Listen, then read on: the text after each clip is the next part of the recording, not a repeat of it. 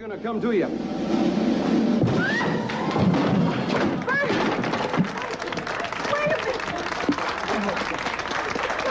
Oh, I was going to talk about the value of massage in relieving tensions. When your husband comes Now, see, there's home at night a from certain the office, point. There's a certain point in the hand, right? when there. he, oh, And that's right in the palm. I'm in love, I'm In the palm. I'd like to take you off to Palm Springs, possibly for, How long? get acquainted. Hmm? Oh, really? Now? Well, after the goodbye, show, folks. I hope you enjoyed our show today. We'll see you some other... Burt Reynolds and Dinah Shore's love story was a romance that defied societal norms, sparked intense public fascination, and left an indelible mark on Hollywood. Despite their eventual separation, their bond was undeniable, a tale of love, career, and life's inevitable challenges. To understand why their relationship captivated so many, let's begin with who they were before fate brought them together. Dinah Shore, born Frances Rose Shore in 1916, overcame early adversity to become a beloved icon in American entertainment. Stricken with polio as a child, she regained mobility through her mother's dedication and grew into a trailblazing talent. Dinah first made waves as a singer in the 1940s, charming audiences with hits like Blues in the Night and Buttons and Bows.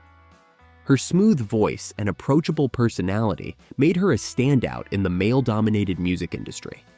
She didn't stop there. Dinah became a television pioneer, hosting her own variety and talk shows, including The Dinah Shore Chevy Show and Dinah's Place.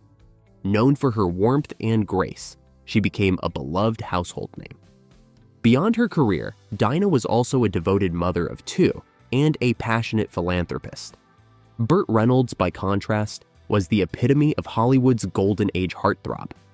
Born in 1936, Reynolds grew up in Florida, where his dreams of becoming a football star were dashed by injury. Turning to acting, he worked his way up through TV roles in the 1950s and 60s before exploding into superstardom in the 1970s. With films like Deliverance, Smokey and the Bandit, and The Longest Yard, Burt became known for his rugged masculinity, charismatic humor, and that infamous mustache. While his career soared, Burt developed a reputation as a ladies' man, frequently gracing magazine covers as one of Hollywood's most eligible bachelors.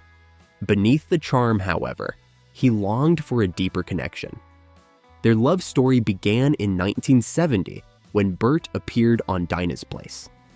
Despite their 19-year age difference, the sparks were immediate. Burt, then 34 and just beginning to experience megastardom, was struck by Dinah's elegance, wit, and grounded demeanor. Dinah, at 53 and twice divorced, was initially hesitant when Burt boldly invited her to spend the weekend with him in Palm Springs. She declined, but their connection was undeniable. Soon after, they met again, and this time, Dinah let her guard down. Over the next 4 years, their relationship blossomed into a Hollywood fairy tale. Burt and Dinah were seemingly opposites. She, a polished and experienced entertainer. He, a younger, brash rising star. Yet, they complemented each other beautifully. Dinah brought stability and wisdom to Burt's life, while he infused hers with energy and spontaneity. They bonded over their shared Southern roots, love of sports, and mutual respect for each other's talent. They spent time playing tennis and golf, enjoying quiet dinners, and laughing about the absurdities of fame. "She let me win at tennis sometimes," Burt later said, "and that only made me love her more." Their relationship wasn't without challenges, though. The media fixated on their age gap, often portraying Dinah as a cougar and sensationalizing their every move.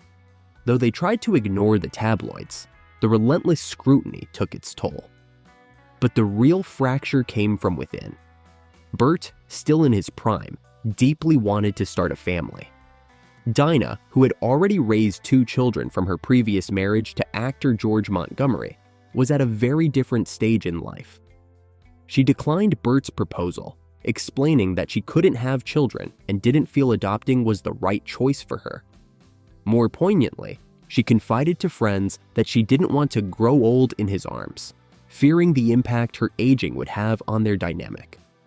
Despite their deep love, these differences proved insurmountable. In 1975, Burt and Dinah amicably parted ways. Burt later described it as his biggest regret, calling Dinah the love of his life. "We were soulmates," he admitted in later interviews. Dinah, though heartbroken, remained dignified, focusing on her career and personal passions. Though separated, they never truly left each other's lives.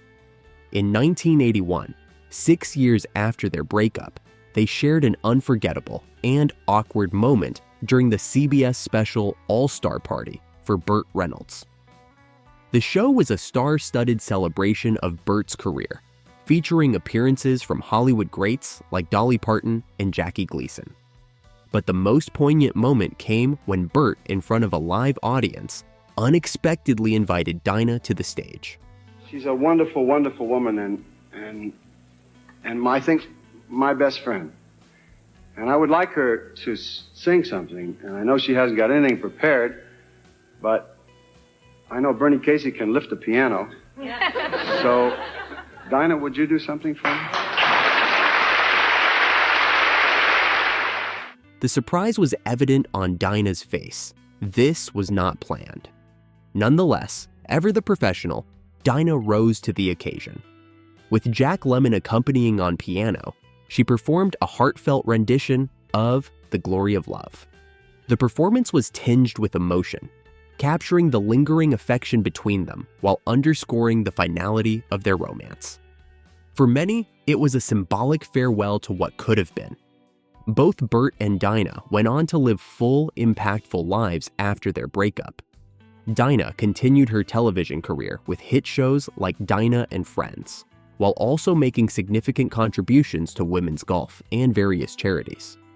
She became the first woman granted membership at the prestigious Hillcrest Country Club and used her platform to empower other women in sports. Burt, meanwhile, experienced career highs and lows, married actress Lonnie Anderson, and adopted a son, fulfilling his dream of fatherhood. Despite his other relationships, Burt never stopped speaking about Dinah with admiration and love. When Dinah passed away in 1994 from ovarian cancer, Burt mourned deeply. "My biggest regret is parting ways with her," he said. "She was so young at heart and spirit. I was lucky to have had someone like her in my life." Burt himself passed away in 2018, leaving behind a legacy of iconic roles and the memory of a love he never fully got over. Their story is more than just a tale of Hollywood romance. It's a reminder of love's complexities and the sacrifices it sometimes demands.